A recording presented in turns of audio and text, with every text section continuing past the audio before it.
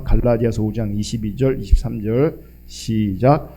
그러나 성령의 열매는 사랑과 기쁨과 화평과 인내와 친절과 선함과 신실과 온유와 절제입니다. 이런 것들을 막을 법이 없습니다. 아멘. 오늘은 성령 시리즈 7번째 시간입니다. 오늘은 자기 부인과 성령의 열매, 자기 부인과 성령의 열매라는 제목으로 하나님 말씀 나눌 때에 하나님의 은혜가 함께할 뿐만 아니라 특별히 하나님의 기준이 선명하게 비춰질 수 있기를 주님의 이름으로 축복합니다. 여러분, 어떤 분들에게는 이 성령의 열매에 대한 오해가 있는 것 같습니다. 아니, 그러니까 소수가 아니라 많은 분들에게 성령의 열매에 대한 오해가 있는 것 같습니다. 그러니까 성령의 열매에 대한 오해는 이런 겁니다. 성령 받은 사람이 열심히 신앙생활을 함으로 말미암아 나타내야 될, 맺어야 될 열매로 생각하는 겁니다. 즉 성령의 열매로 지금 등장하고 있는 9가지 열매들이 있잖아요. 9가지 항목들이 있잖아요. 신자가 이거 하나하나를 실천하기를 심씀으로 말미암아 신자들의 삶에 그 하나하나가 나타나고 드러나야 된다는 거죠. 그리고 성령의 열매가 이렇게 하나하나 맺힐 때 이것이 그 성도가 거룩해지고 성화되어지는 것이다 라고 이제 말하기도 합니다. 여러분, 성령의 열매에 대한 이런 이해가 사실 성령의 열매에 대해서 잘못 이해하고 있는 겁니다. 여러분, 성령의 열매는 신자가 힘써서 맺어야 될 어떤 결과물로 우리 가운데 제시되고 있는 것이 아닙니다. 먼저 우리가 성령의 열매를 접근할 때 가장 먼저 이 부분을 생각해야 돼요. 뭐냐면 성령의 열매를 맺는다는 것이 가능하냐? 그러니까 우리가 신자가 성령의 열매를 맺는 것이 가능하냐? 여러분, 가능합니까? 가능해요, 안 가능해요? 여러분, 지금 사도 바울이 말하고 있는 성령의 열매는 9가지입니다. 사랑, 기쁨, 그러니까 옛날 성경에는 이 기쁨을 실학이라고 돼 있고, 화평, 인내, 그 인내가 이제 오래 참음이죠. 친절, 이게 옛날 성경은 자비로 돼 있고요. 선함, 이게 옛날 성경은 양선으로 돼 있고, 신실, 옛날 성경에는 이제 충성으로 돼 있습니다. 그러니까 충성보다는 사실은 신실이 더 맞는 겁니다. 온유, 절제, 이게 이제 성령의 열매로 이제 나열되고 있잖아요. 이 9가지 열매를 각각 분리해서 생각하면서 사랑이라는 열매를 먼저 맺고, 왜요? 가장 먼저 나오니까 사랑이란 열매를 먼저 맺고, 그 다음에 기쁨, 실학이라는 열매를 또 맺고, 또 그 다음에 인내를 맺고, 또 그 다음에 친절을 맺고, 그러니까 이런 과정을 거쳐서 9가지 열매를 모두 완성시키는 것이 우리에게 가능하냐? 여러분, 가능할 것 같아요? 안 가능할 것 같아요? 여러분, 사도 바울은요, 인간이 어떤 존재인가를 누구보다도 잘 알고 있었습니다. 누구보다도. 인간이 어떤 존재인가 누구보다도 잘 알고 있습니다. 이러한 사도 바울이 하나님의 속성 그대로라고 할 수 있는 이 성령의 열매를 너희가 힘써서 노력해서 맺어라, 이런 의도로 말했겠냐 하는 겁니다.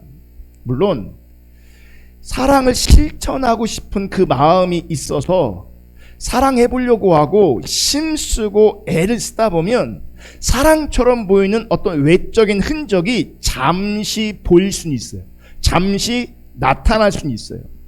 그러니까 기쁨이나 화평이란 흔적도 우리가 힘쓰고 애쓰면 잠시 동안은 분명히 나타날 수 있고 잠시 동안은 보여줄 수 있습니다. 하지만 이러한 흔적이 여러분 언제까지 지속될 수 있을 거라고 생각합니까? 말 그대로요, 잠시 나타나다가 없어집니다. 잠시 나타나다. 그러니까 우리의 마음이, 우리의 상태가 참 좋을 때, 그래서 내가 사랑해보리라, 내가 친절하게 대해보리라 힘쓰고 애쓰고 결단하면 잠깐 그 친절이, 그 사랑함이 나올 수 있는데, 그러니까 내 상태가 아니면 사랑도 보고 친절도 보고 다 무너지는 거죠.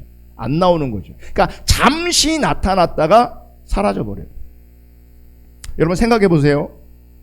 사랑이라는 열매의 흔적을 계속 지속시키면서 그 다음에 실학이 이제 가능하고, 이렇게 또 사랑과 기쁨의 흔적을 동시에 계속 지속시키면서 또 화평이 가능하고, 이런 식으로 8가지 흔적을 동시에 지속하면서 마지막 결제 열매를 맺는 것이 가능하겠냐는 거예요.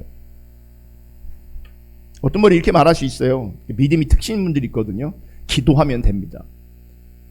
이렇게 말하면 이제 대화가 안 되는 거죠. 기도하면 됩니다. 성령이 임하시면 됩니다. 성령님이 강력하게 오시면 못할 것이 없습니다. 가능합니다. 물론 성령님이 오셔서 반드시 하시는 그 일이 지금 사도 바울이 말하고 있는 9가지 열매를 하나하나 맺게 하는 것이라면 그것도 가능할 수 있어요. 그러니까 성령님이 오셔서 그분의 일하심의 목적이 우리로 하여금 이 열매를 맺게 하시는 것이다. 그래서 그 열매를 맺게 하도록 우리 가운데 일하신다라고 하시면 어쩌면 그 일도 가능할 수 있습니다. 그러나 과연 성령의 열매를 맺게 하시는 것이 성령님이 오셔서 하시는 일인가? 이것도 우리가 한번 생각해 봐야 되는 겁니다. 여러분, 만약 우리가 생각하는 방식으로 성령의 열매를 맺게 하는 것이 성령님의 일이라면 성령이 오셔서 가장 먼저 하시는 일이 무엇인 줄 알아요? 우리 안에 강한 세력으로 자리하고 있는 이 죄로부터 깨끗하게 하셔야 되는 겁니다. 그러니까 죄를 척결하셔야 돼요. 우리 안에 더러움을 척결하셔야 돼요. 우리 악함을 척결하셔야 돼요. 우리 안에 있는 욕망을 척결하셔야 돼요. 우리 안에 있는 미움, 분노, 시기, 음란, 후욕하는 것, 남을 비방하는 이런 모든 속성들부터 하나님 성령님께서 척결하셔야 돼요. 왜요? 우리 안에 악하고 더러운 속성이 그대로 있다면, 우리 안에 악하고 더러운 속성이 척결되지 않는다면 어떻게 성령의 열매를 맺을 수 있겠어요? 그러니까 성령님께서 하시는 일이 성령의 열매를 맺게 하는 것이라면, 그 일이 맞다면 우선적으로 어떤 일을 하셔야 되냐면 우리 안에 악한 것을, 죄를, 더러운 것을, 어두운 것을 척결하셔야 돼요. 그 다음에 성령의 열매를 맺게 하셔야 돼요. 아멘. 맞죠? 그러니까 욕망이라는 인간의 속성이 강한 세력으로 우리 안에 자리하고 있는 한 우리에게는요, 사랑이든 기쁨이든 화평이든 그 어떤 열매도 가능하지 않습니다. 가능하지 않습니다. 그런데 문제는 우리가 늘 직면하고 있는 우리의 현실은 예수 믿는 신자라고 해서, 성령이 임한 신자라고 해서 인간의 악하고 더러운 속성들이 단 하나라도 사라지는 것이 없다는 겁니다. 그냥 그대로 있어요. 악한 본성이 그대로 있고요. 이 악한 본성이 얼마나 신실하게 그대로 있는지 몰라요. 얼마나 신실한지, 얼마나 충성스러운지 정말 내 안에 악한 본성이 그대로 있어요. 믿는다고 하는데, 성령이 임하셨다고 하는데 내 내면을 들여다보면 이런 악함이, 이런 욕망이 그대로 있다고요. 여러분, 우리 안에 욕망이 그대로 있으면 성령의 열매는 맺혀질 수 없겠죠. 구조적으로 생각을 해보세요. 내 안에 어둠이 있는데, 악한 본성이 있는데, 욕망이 있는데 이 자리에서 어떻게 성령의 열매가 나타날 수 있겠어요? 맺혀질 수 있겠어요? 얘가 없어져야 그나마 소망이 있는데 내 안에 욕망이 사라지지 않는다고요. 그러니까 지금 뭘 생각할 수 있냐면, 성령님께서 하시는 일이 단순히 열매 맺게 하는 것은 아니라는 겁니다. 그러면 성령님은 지금 무슨 일을 하고 계시는 건가요? 성령이 오셔서 하시는 일은 단순히 성령이 열매를 맺게 하시는 것이 분명 아닙니다. 제가 왜 이렇게 말할 수 있는 이유는, 성령 열매를 맺게 하는 것이 성령의 일이라면요, 성령님은 우리 가운데 일하지 않는 겁니다. 그분은 지금 무기야 파업에 돌입하신 겁니다. 그러니까 나를 보더라도, 여러분 주변을 보더라도 성령의 9가지 열매를 맺고 있는 분이 보입니까? 보여요? 잘 안 보일 겁니다. 잘 안 보여요? 그러면 그 일이 하나님 성령의 일이라면, 그렇게 이해한다면, 그렇게 우리가 받아들인다면 그분은 지금 전혀 일하고 있는 게 아니에요. 그냥 파업하신 거예요. 그러니까 보세요, 여러분. 성령이 오셔서 하시는 일이 성령의 열매를 맺게 하는 것이 아니라면, 그렇다면 성령의 일하심은 따로 있는 겁니다. 따로. 자, 다시 말씀드리지만 성령의 열매는 우리가 실천해서 나타내야 될 외적인 결과물로 이해하면 안 됩니다. 그렇게 되면 우리 스스로는 크나큰 혼란과 오류에 빠지게 됩니다. 왜냐하면 아무리 애쓰고 심써도 맺을 수 없는 열매를 생각하면서 왜 나한테는 열매가 없지 고민하게 되고, 그러면 결국 어디까지 올라가야 되는지, 이 고민이 어디까지 올라가냐면 내가 성령 받은 사람 맞는가, 내가 예수 믿는 사람 맞는가, 여기까지 올라가는 겁니다. 그러니까 심써 노력해서 애써서 만들어내야 될 결과물로 이해하면 만들어내지 못하잖아요. 늘 실패하잖아요. 늘 좌절하잖아요. 그러면 결국은 나는 예수가 없나 보다, 내 안에는 성령이 없나 보다, 이렇게 되는 거죠. 그리고 어떤 이들은 안 되니까 아예 생각을 안 합니다. 성령의 열매 생각하지 않습니다. 안 와요. 개념이 없는 거죠. 아예 생각조차 안 하는 거죠. 자, 그러면 우리는 이 성령의 열매를 어떻게 이해해야 되는가? 일단 성령의 열매는요, 성령이 우리에게 오셨음을 전제했을 때 가능한 겁니다. 그분이 오셔야 어쨌든 성령의 열매가 가능한 거죠. 그러니까 성령의 열매가 무엇이든 일단 성령 받지 않은 사람들에게는 사실은 상관없는 말이에요. 적어도 이 성령의 열매가 상관이 있으려면 성령 받은 것이 분명해야 되고 예수 믿는 것이 분명해야 돼요. 그러니까 성령과 상관없이, 예수 믿는 것과 상관없이 이 성령의 열매는 절대 맺어지지 않아요. 그러니까 아무리 비슷하게 보여도 그것은 성령으로 나타나는 열매는 분명히 아니라는 거죠. 성령의 열매는 성령이 오셔야 분명하게 가능한 겁니다. 그러면 성령이 오셨다는 것은 무엇을 의미하는가? 여러분, 성령은요, 그리스도의 영이에요. 우리 주 예수 그리스도의 영이에요. 그러니까 십자가에서 죽으시고 부활하신 후 하늘에 올라가신 그 예수님이 그의 영, 즉 성령을 자기 백성에게 보내신 거예요.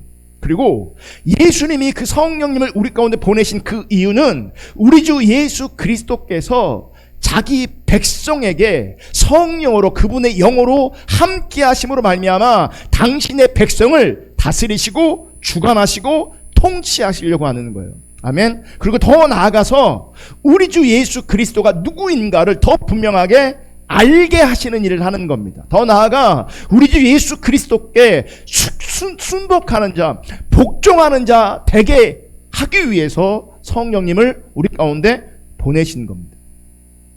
아멘. 자, 요한복음 16장 7절 8절을 보면 이렇게 말씀하세요. 요한복음 16장 7절 8절. 그러나 내가 너희에게 진실을 말하는데 내가 떠나가는 것이 너희에게 유익하다. 내가 떠나가지 않으면 보혜사가 너희에게 오시지 않을 것이다. 그러나 내가 가면 보혜사를 너희에게 보내주겠다. 8절 다 같이 읽습니다. 시작. 그가 오시면 죄와 의와 심판에 대하여 세상의 잘못을 깨우치실 것이다. 지금 말씀해 보면 내가 떠나가는 것이 너희에게 훨씬 더 유익한 거다라고 말씀하세요. 내가 떠나가야 보혜사가 온다. 성령님이 오신다는 거죠. 그러니까 내가 떠나가지 않으면 성령님이 보혜사가 오시지 않는다. 내가 가서 나 대신 보혜사, 다시 말하면 성령님을 너희에게 보낼 것이다. 그러면서 성령이 오시면 하시는 일을 말하고 있는데 그것은 죄와 의와 심판에 대하여 세상의 잘못을 깨우치신대요. 이거를 옛날 개역 개정 성경은 책망하신다고 돼 있어요. 죄와 의와 심판에 대하여 너희를 책망할 게 뭐냐면 혼낸다는 게 아니라 잘못되는 것을 깨닫게 하신다는 거죠. 깨닫게. 여러분, 성령님께서 오셔서 우리의 잘못을 깨우치신다면 무엇을 깨우치신다는 겁니까? 나 자신이 어떤 존재인가를 깨닫게 하시는 거예요. 인간이 어떤 존재인가를 깨닫게 하시는 겁니다. 이게 성령께서 오시는 이유입니다. 이게. 그러니까 우리 안에 뭐가 잘못되어 있는 줄 아십니까? 죄에 대한 관점, 의에 대한 관점, 심판에 대한 관점이 잘못되어 있었는데 그걸 잘 몰랐는데 성령이 오심으로 말미암아 우리가 잘못 알고 있었던 의에 대해서, 우리가 잘못 알고 있었던 그 죄에 대해서, 우리가 잘못 알고 있었던 그 심판에 대해서 성령님께서 깨우치신다는 거예요. 그래서 그분이 일하심으로 말미암아 내가 어떤 존재인지를 깨닫게 되는데 내가 바로 죄인이고 내가 바로 의가 없는 사람이며 내가 바로 심판에 해당됨을 알게 되는 겁니다. 이게 성령님이 오심으로 말미암아 성령님의 다스림 가운데 있을 때 나타나는 현상인 거예요. 내가 바로 죄인이다. 내가 바로 의가 없는 사람이다. 내가 바로 심판에 해당되는 사람이다. 이게 왜 중요하냐면 여러분 예수님이 육신에 계실 때 예수님께서 활동하실 때는 이런 다스림이 없었어요. 이런 다스림이 안 나타났어요. 무슨 얘기냐면 예수님께서 하나님 나라의 복음을 전하시면서 죄를 드러내셨을 때 사람들은 그 죄로 말미암아 책망받지 않았어요. 다시 말하면 그 죄로 말미암아 그들의 잘못을 깨닫지 못했어요. 도리어 사람들은 죄인이 아니라 의인으로 존재하기 위해서 예수님을 죽여버렸어요. 그러니까 그분의 통치 아래 있는 것이 아니라 그분이 죄를 드러냈을 때 하나님 나라의 말씀을 전하셨을 때에 자기들의 잘못을 깨달은 것이 아니라 도리어 뭐예요? 의인의 자리에서 죄인이 아니기 때문에 의인으로 그대로 존재하기 위해서 예수님을 죽여버렸다고요. 그러니까 나는 의인이고 예수는 죄인이기 때문에 의인이 죄인인 예수를 죽여버리는 결과가 나온 거예요. 그러니까 예수님의 통치 아래에 있었던 것이 아닌 거죠. 이런 모습이 말씀의 다스림을 받는 것이 아니라는 거죠. 여전히 자기의 의로 살아가는 거예요.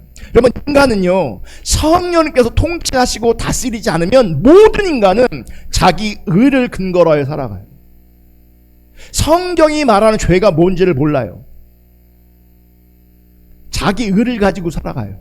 그러면 성령의 통치 안에, 말씀의 통치 안에, 하나님의 통치 안에 거할 수가 없는 겁니다. 여러분 자기 의로 살아가고자 하는 그 인간이 왜곡되어 있는 거죠. 타락한 거죠. 이게 그러니까 인간의 타락의 모습은 다른 게 아니에요. 뭐 더럽고 뭐 비윤리적이고 뭐 이런 게 아니고요. 타락한 인간의 모습의 핵심 가운데 뭐가 있냐면 자기 의를 붙잡는 겁니다.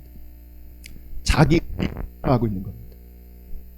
그런데 보세요. 성령님이 오셔서 이런 인간에게 성령님이 오셔서 의에 대해서는 전적으로 무능력한 자기의 존재성을 알게 하시고 비로소 십자가에 죽으신 예수님의 피가 그분의 은혜와 사랑이 왜 나에게 구원의 능력이 되는지를 비로소 깨닫게 되는 겁니다. 누구 때문에? 성령이 오셔서. 이것이 성령으로 말미암아 우리를 다스리시는 그분의 다스리심의 증거가 되는 거고요. 이게 성령이 오심으로 말미암아 겁니다. 갈라디아서 5장 24절에 보면 이렇게 말씀하세요. 갈라디아서 5장 24절. 그리스도 예수께 속한 사람은 정욕과 욕망과 함께 자기의 육체를 십자가에 못 박았습니다. 이렇게 말씀합니다. 자, 이 말씀을 많은 사람들이 오해할 수 있는데요. 어떻게 오해하냐면 성령 받아 예수님께 속한 사람들은 정욕과 욕망, 이 욕망이 탐심이란 말이죠. 정욕과 욕망을 십자가에 못 박았기 때문에 성경이 그렇게 말씀하고 있기 때문에 정욕과 욕망이 죽고 없다라고 받아들일 수 있어요. 없다. 근데 그런 뜻이 아니에요. 왜 그런 뜻이? 우리 안에 이 정욕과 욕망이 시퍼렇게 살아있는 것을 우리가 보잖아요. 그러면 어떻게 이 말씀들을 우리가 이해하고 받아들여야 되는가? 그러면 십자가에 못 박았다라고 표현하고 있잖아요. 십자가 못 박았다. 십자가에 못 박은 것은요, 죄에 대한 형벌을 말하는 겁니다. 그러니까 예수님이 죄에 대한 형벌로 십자가 못 박혀 죽으신 거잖아요. 그런데 그 예수님이 십자가에 못 박히신 것은 우리가 짊어져야 될 그 죄의 형벌을 예수님께서 대신 짊어지신 것이잖아요. 그죠?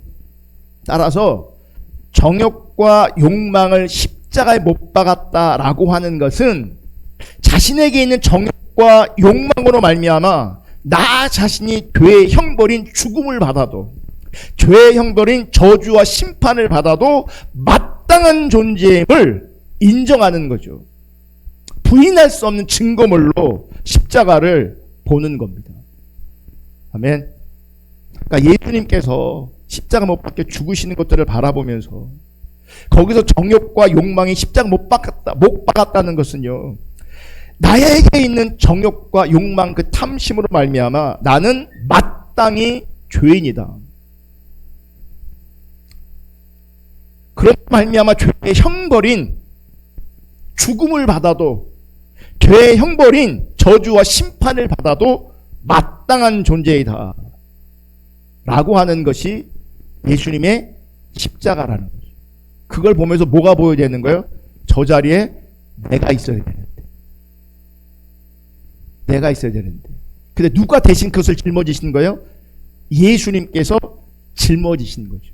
그러니까 십자가를 보면 내가 죽을 죄인이다, 내가 저주받을 죄인이다, 내가 심판이 마땅한 다이다 라고 하는 것을 보는 것, 그것을 인정하는 것, 그게 뭐예요? 십자가의 정과 욕심을, 정욕과 탐심을 십자가 못 박은 것입니다.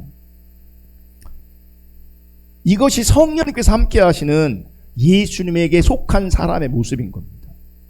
자, 그래서 정욕과 욕망을 십자가에 못 박게 될 때 가능해지는 것이 뭔지 아세요? 그때 나오는 것이 자기 부인입니다. 나는 죽어 마땅해. 그러니까 십자가, 예수님께서 돌아가신 십자가 못 박히신 것을 보면서 내가 같이 못 박히는 거죠. 그러니까 그분이 대신 형벌을 받으시고 저주를 받으신 그것을 바라보면서 사실은 내가 받아야 되는데, 저 자리는 내 자리인데 를 보면서 가능해지는 게 뭔지 아세요? 그때부터 이게 정확하게 비춰지면 그 자리에서 자기 부인이 가능한 거예요. 자기 부인. 여러분, 자기 부인은 뭐냐면 애써 어떤 것을, 내 안에 어떤 욕망을 내가 누르고 있는 게 자기 부인이 아니에요. 그러니까 성령의 열매도요, 내가 힘쓰고 애쓴다고 맺혀지는 게, 나타나는 게 아니잖아요.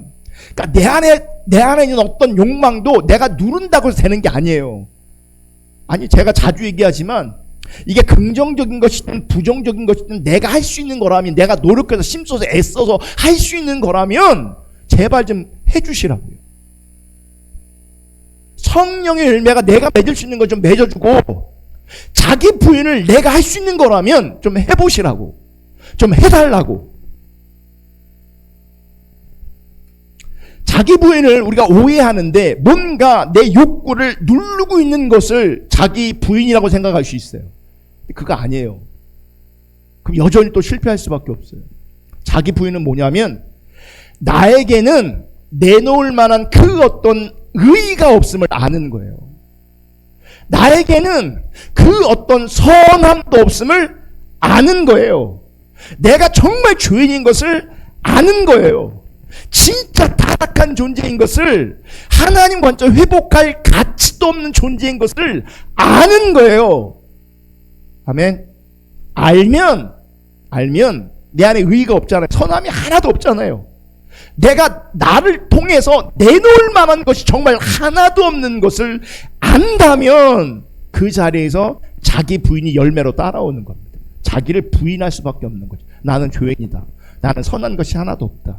나에게는 의의가 하나도 없다. 이것을 고백할 수밖에 없고 이것을 인정할 수밖에 없는 거잖아요. 이게 자기 부인이에요. 그러니까 자기 부인은요, 뭘 배워서 되는 게 아니에요. 뭘 훈련해서 되는 게 아니에요. 자기를 봐야 되는 거예요. 근데 이 자기를 보는 것은 어떻게 가능하냐? 성령님이 오셔야 가능한 거예요. 그분께서 죄에 대해서, 의에 대해서, 심판에 대해서 우리의 잘못된 인식을 깨닫게 하실 때 바로 내가 죄인이구나, 바로 내가 의가 없구나, 내가 바로 심판받을 자이구나, 이게 깨달아지는 거예요. 그래야 그분의 통치 아래 들어갈 수 있는 거예요. 그분의 통치 아래서 자기 부인이 가능해지는 거예요. 이런 분들이 있어요. 그러니까 우리가 이제 성경 읽으면 메시지를 들으면 몇 가지 적용하려고 하잖아요. 내가 말이 너무 많은 것 같아요. 깨달았어. 여전히 말 많이 하고 있어요. 안 돼요. 안 돼요. 그런 것들이 내 의지로 되는 게 아니고요. 내 안에 선함이 없구나. 정말 내 안에 의의가 없구나. 내가 정말 죄인이라고 인식할 때 힘이 빠지겠죠. 자기가 부인 되겠죠. 아멘. 그러니까 나에게 내놓을 만한 것이 그 어떤 것도 없기에 이제 우리가 붙잡을 수밖에 없는 것은 뭐냐면 예수님의 것이에요. 나는 내놓을 만한 것이 하나도 없어요. 그래서 이제는 내 것을 내놓는 것이 아니라 그분의 은혜로 말미암아 그분의 것을 내놓는 거죠. 그게 성령의 열매. 아멘. 여러분, 성령의 열매는 예수님께 있는 속성이에요. 우리 인간의 속성이 아니에요. 우리에게는 그런 자원이 없어요. 없어요. 사랑. 네. 여러분, 하나님 없는 사랑은요, 분명히 한계가 있고 제한이 있어요. 제한이 있어요. 그러니까 세상은 사랑을 이렇게 저렇게 포장하기도 하지만 하나님 없는 사랑은요, 밑바닥을 금방 드러냅니다. 그리고 이제 압니다. 내가 사랑이 없구나. 사랑이 없구나. 사랑이 없어요. 성령의 열매는요, 우리 인간의 속성이 아니라 예수님께 있는 속성이에요. 그것이 사랑이든 기쁨이든 화평이든 이 모든 것이 다 예수님에게서만 나올 수 있는 거예요. 나한테 나오는 게 아니에요. 그러니까 보세요. 성령의 열매는 자기 의를 구축하고 자기 의를 앞세우면서 자신의 의로 높아짐을 추구하는 사람들에게는 절대적으로 성령의 열매는 나올 수가 없습니다. 자기가 성령의 열매처럼 만들어낼 수 있어요. 잠시 일시적으로는. 그런데 자기 의를 붙잡고 있으면, 자기 의를 앞서 있으면 절대로 성령의 열매는 나올 수가 없어요. 자기가 살아있으면 성령의 열매는 안 나온다고요. 내가 없어져야 나오는 거라고요. 그러니까 자기 부인이 있음으로 말미암아 자신의 것이 아닌 예수님의 것이 드러날 수 있는 인간에게서 나타나는 것이 성령의 열매예요.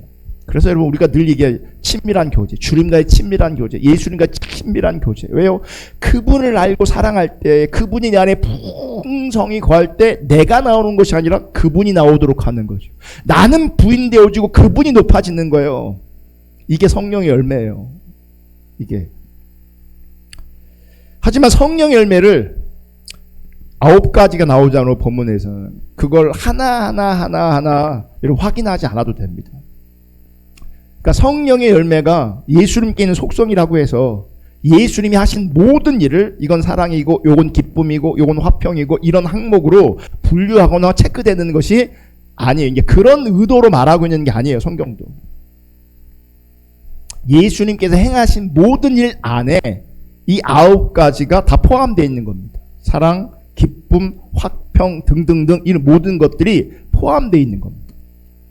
따라서 우리도 나를 바라볼 때, 그러니까 성령의 열매가 나타나는지 하나하나, 그러니까 사랑, 신앙 이렇게 따져갖고 확인할 필요가 없다는 거죠. 여러분, 요즘에 깨끗한 카페나 프랜차이즈 뭐 이런 식당들 가면은, 화장실 가면 누가 이제 체크하잖아요. 청소했다고, 점검했다고 체크하잖아요. 이렇게 하잖아요. 그러니까 우리도 그렇게 할 필요가 없다는 거예요. 나한테 사랑 있냐? 체크. 기쁨 있나? 체크.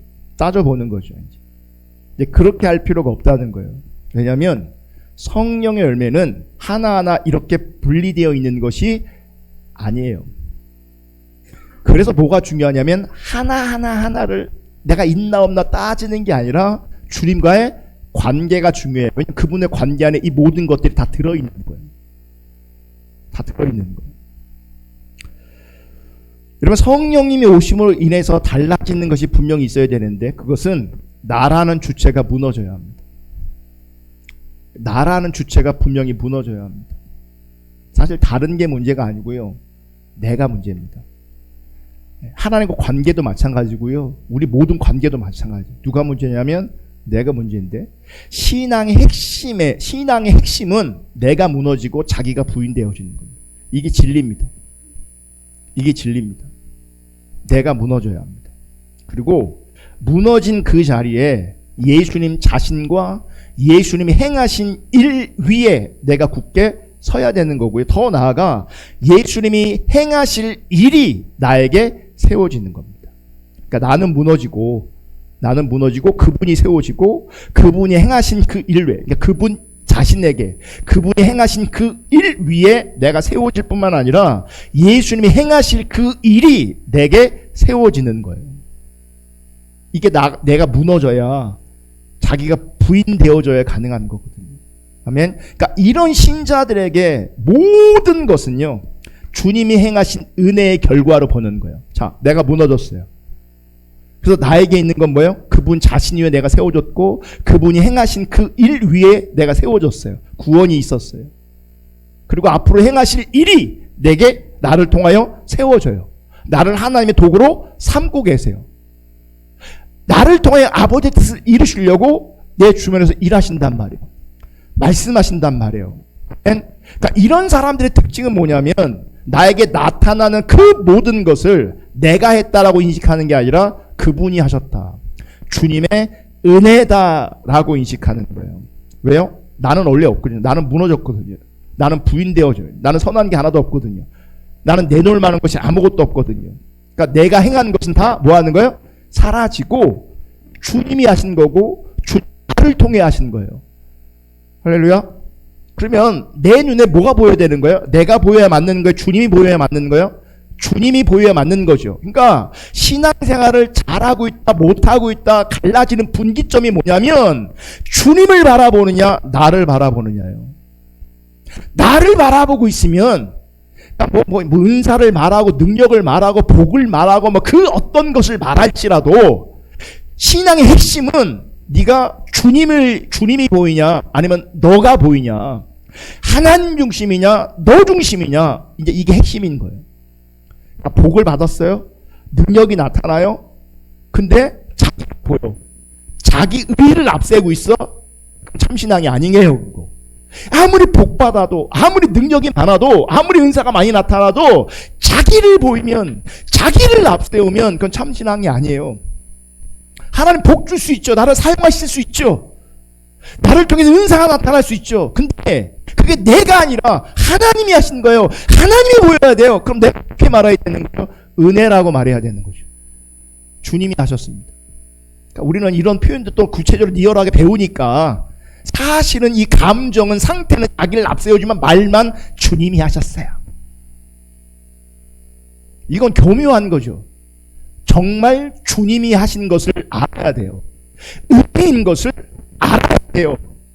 나는 무너져야 돼요. 나는 부인되어져야 돼요. 왜요? 우리가 하나도 없으니까. 나는 내어놓을 만한 것이 정말 하나도 없다고요. 하나도 없다고요. 아멘. 그래서 무엇을 해도 자신의 행함이나 자신의 의가 나타나는 것이 아니라 예수님이 성령하고 다스리신 은혜의 결과물로 내어놓으면서 예수님의 일하심에, 예수님의 그 은혜에 감사하고 그분을 찬양하는 겁니다. 이게 진정한 자기 부인이고, 이 자기 부인의 자리에 자연스럽게 성령 열매가 따라오는 겁니다. 그러니까 주님이 나를 지배하시고 다스리시고 그분으로 충만하게 채워져 있고 말씀으로 충만하게 채워져 있고 은혜로 충만하게 채워져 있으면, 그분과 그 정말 견고한 관계 가운데 있으면 뭐가 나오겠어요? 그분의 사랑이 나오는 거죠. 나를 통해 그분의 사랑이 흘러가는 거죠. 그분의 기쁨이 나오는 거죠. 우리가 인내 못해요. 그분과의 깊은 관계 안에서 오래 참음이 나오는 거죠. 절제도 나오는 거죠. 여러분 절제 못해요. 예. 3끼 참고 다음 끼 6끼를 한꺼번에 다 먹어버리면 그게 무슨 절제예요. 그거 내가 못해요. 성령님께서 함께 하실 때 절제도 가능해요. 그러니까 여러분 십자가 복음과 내적주의에 보면 이제 3가 정도 가면 그런 표현이 나오거든요. 우리가요 뒤집어지는 때가 있어요. 참다 막 뒤집어지거든요. 다 터져요. 네. 한두 번은 참는다니까요. 한두 번은 친절하게 온유하게 사랑으로 이렇게 한다고요. 네. 결국 터져요. 그러니까 리셋 다시 돌아와. 자꾸 이제 또 이제 이미지를 만들어가죠. 참는 이미지, 은혜스러운 이미지 이렇게 만들어가. 어느 순간 다 터져. 다시 리셋. 내가 하니까 그런 거예요. 내가 하니까.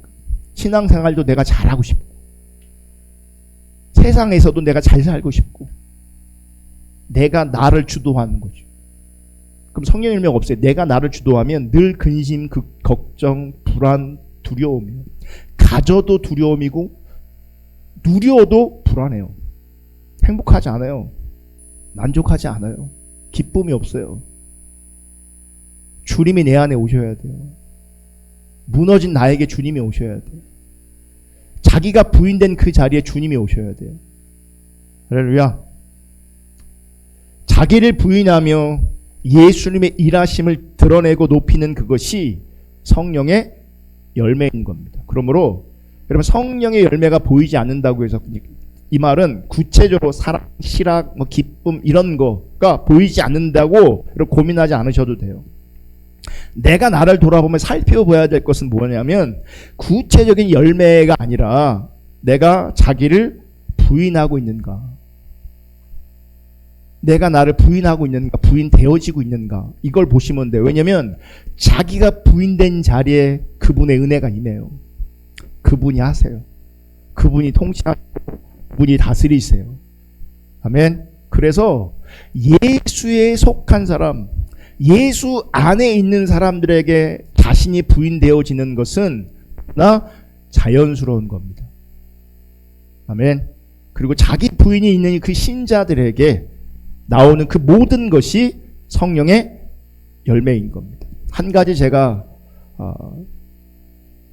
한 가지만 좀 더 말하면 열매에 대해서, 분명 성령의 열매 성경에 기록되어 있지 않아요. 성경은 지금 9가지만 말하고 있지만 그분과 관계성에서 나오는 것들이 다 성령의 뭐가 되겠어요? 열매가 되는 거죠.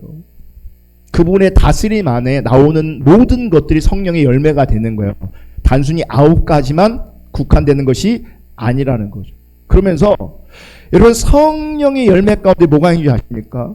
찬양과 경배가 성령의 열매입니다.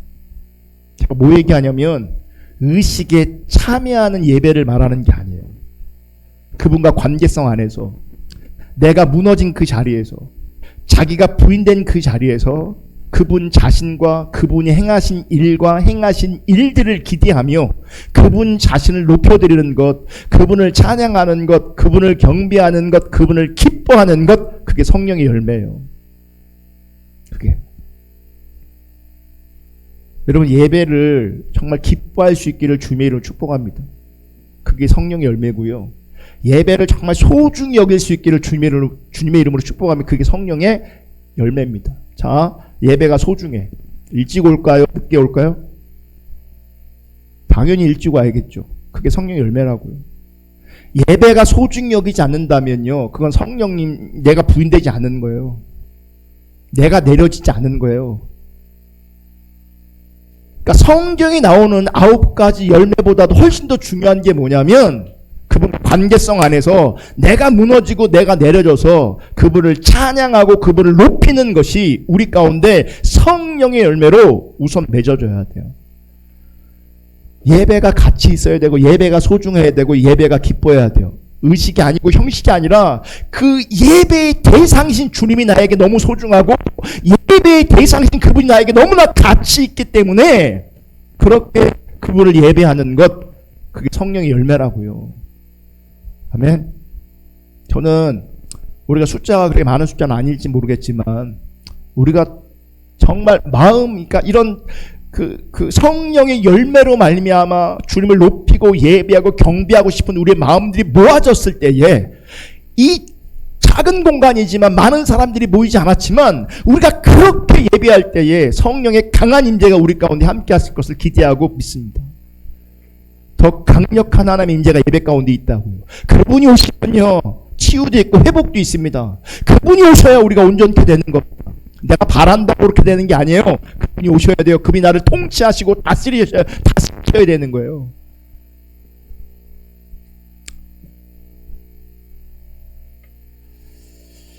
자기가 부인됨으로 말미암아 우리 주 예수 그리스도만 보일 수 있기를 주님의 이름으로 축복합니다. 그분의 은혜와 사랑 때문에 오늘 본문에 기록된 성령의 열매뿐만 아니라 성경에 기록되지 않았다 할지라도 그분과의 관계성 안에서 자연스럽게 맺혀지는 성령의 열매가 우리 가운데 있기를 주님의 이름으로 축복합니다. 그저 나는 내려놓고 나는 무너지고 정말 우리 주 예수 그리스도만을 바라며 우리 주 예수 그리스도만 갈망하며 주 예수 그리스도만이 우리를 다스리시는, 통치하시는, 그래서 우리 주 예수 그리스도에게 순복하고 복종하며 주님을 따를 때에 더 큰, 더 강력한, 더 아름다운 성령의 열매가 우리 가운데 가득할 수 있기를 주님의 이름으로 축복합니다. 아멘. 우리 찬양하고 기도하겠습니다.